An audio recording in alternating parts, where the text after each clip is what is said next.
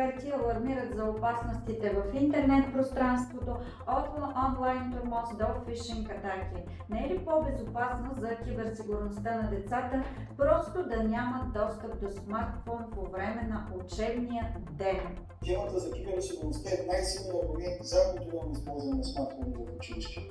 Телефонът с копчета предпазва детето, докато е в училище, докато е в учебната среда. Но след като е излезе от училището, като се прибере, както казах преди малко, пак ще се изкара смартфона, но тогава вече е уязвимо. Тогава няма към кого да се обърне. Затова спрямо наредба за приобщаващо образование, от нас като учители се изисква да осигурим безопасна среда, както в самото училище, така и аз като преподавател дигитално безопасна среда. Да ги предупреждавам за фишинг, за атаки, за фишинг линкове, фишинг новини, за увреден софтуер, да знаят как да работят с двуфакторна идентификация, било то двуфакторна, трифакторна и така нататък.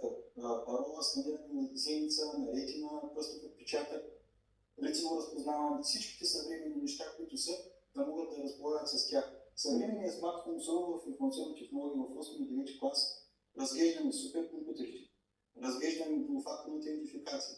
Тогава си вадят смартфоните и си правят различни да заключване. Как да се предпазят, никога не знаят кой е отсрещният човек, който ще е зад екрана. Тази киберхигиена, която им осигуряваме, ги предпазва от това след като излязат в училище.